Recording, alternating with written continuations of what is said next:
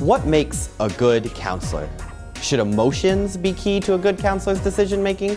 Or should a good counselor follow the rule of the camp, the law book? Kids can be a spontaneous, crazy group. Therefore, you'll often have to take actions in order to make the camp a safe, reliable environment. Should these actions be taken with your emotions, your heart, how you feel? Or should these actions be taken by looking at a law book, the rules of the camp? In this video, we'll be talking about the philosophy and concepts behind what makes a good counselor. Hopefully, this video will help you reflect on how you can be the best counselor you can be for Summer Camp America this summer. We'll be talking about the head and the heart, following the rules of the camp versus the spirit of the camp, qualities of a good counselor, and finally, boundaries. There are two different ways to be a counselor to children, both with their own positives and negatives. There are those counselors that work only with their heart, that want to make the children happy emotionally or through actions that take the campers' happiness above all else. What's wrong, man? What's going on? I feel left out. No one likes me. You feel left out of the group?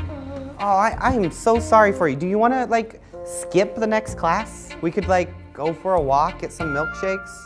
You know what? Yeah, whatever makes you happy, let's go do that. Okay. The other type is the head type counselor. These counselors are never too emotional and will put the rules of the camp above all else in ensuring the camper's safety and well-being. But is there a problem with leaving emotion out? How can these counselors show that they care about the camper? Hey, what's wrong? What are you doing here? I feel left out. You feel left out, so you're just going to skip class? And you don't have your name tag on? You need to get to class. We need to have a successful camp, and the only way to do that is if we follow the rules. As you can see, there are strengths and weaknesses to both of these types of counselors. To be the best camp we can be, we would like to encourage a mix of the head and the heart.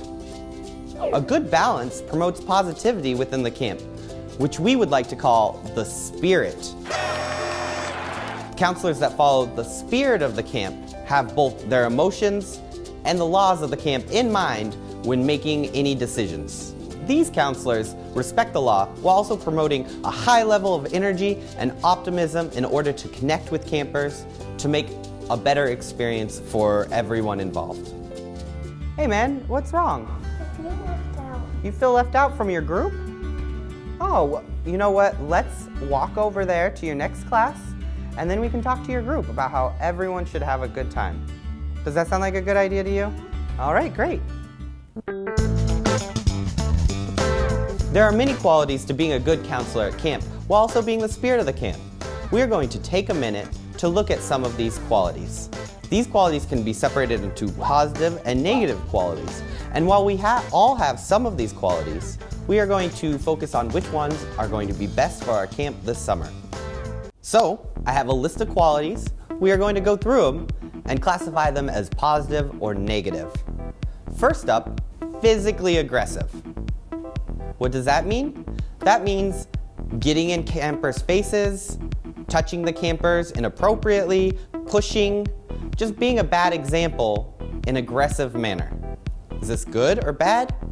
It's bad, of course. Next, we have punctual. What is punctual? It means being on time. It means showing up in the morning and eating breakfast with the other counselors. It means showing up to morning assembly on time. So of course, this is a good quality. Next we have being responsible. What does it mean to be responsible? That means that when we trust you to be a counselor, you do everything that is required as a counselor. You don't lose your kids. You always remember supplies. You pick up after your group. It means being an adult and being a good counselor. Next is disrespectful. What is that? Disrespectful is when you don't care about authority or about the rules and you go against them. So of course, this is a bad quality. Another quality is being supportive. what is being supportive? You're not going to be the only counselor at this camp. In fact, there will probably be 10 or 11 other counselors with you. Being supportive is helping all the other counselors, just like you would want to be helped. The next quality is apathetic. Apathetic is when you are not interested or you appear to not care about anything. So it is important to not be apathetic. A good quality is to be active and engaged. Another quality that we can definitely classify as bad is being easily angered. Kids are hard work. They are very frustrating. Sometimes they don't do what they're told.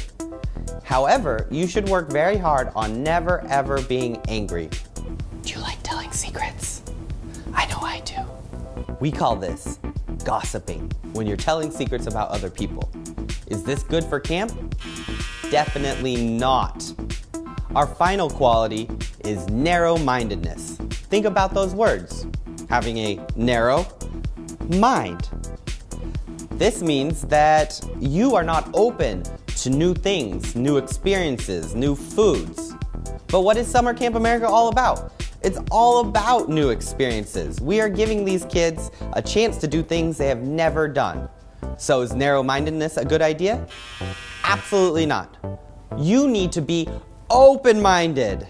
You need to be open to these experiences and share your enthusiasm for these experiences with all of your campers. So these are just some of the qualities that make you a good counselor. Boundaries are an important issue at camp. The students must feel like their space and their opinions are respected in order for everyone to have a good time at camp. Does this seem respectful? All right, guys, so that was the lesson. Do you have any questions for me now? Bilal, ask me a question.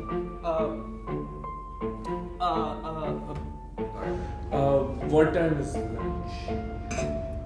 What? Bilal, we already went through this.